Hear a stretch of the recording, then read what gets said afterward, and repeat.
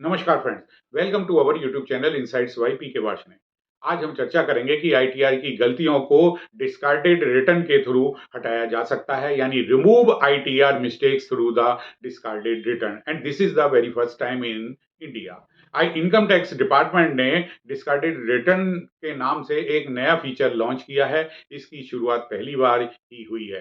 Discarded facility से ITR को file करने वाले टैक्स पेयर को अब बड़ी राहत ही मिलने जा रही है। आइए इस सुविधा के बारे में विस्तार से जानते हैं। इस नई फैसिलिटी में टैक्स पेयर अपने पहले से filed unverified income tax return को डिलीट कर सकता है।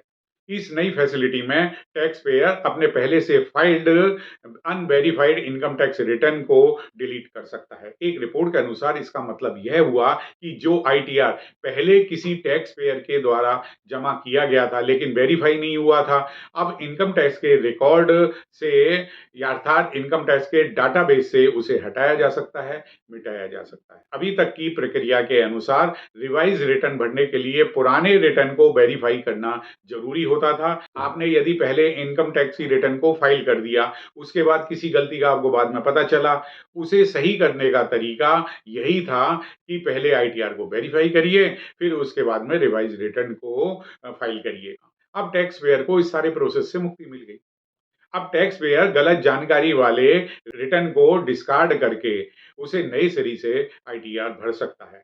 अब नए रिटर्न फीचर को यूज करके कोई भी व्यक्ति अपनी फाइल्ड ओरिजिनल अनवेरिफाइड आईटीआर को हटा सकता है, यानी डिलीट कर सकता है। एक न्यू आईटीआर फिर फाइल कर सकता है। यहाँ पर यह भी ध्यान रखना जरूरी है कि इस नए फीचर में कुछ शर्तें भी हैं। इसमें सबसे पहली शर्त है कि इसमें ओरिजिनल आईटीआर को किसी भी ऑनलाइन या ऑफलाइन तरीके से वेरीफाई नहीं किया जाना चाहिए।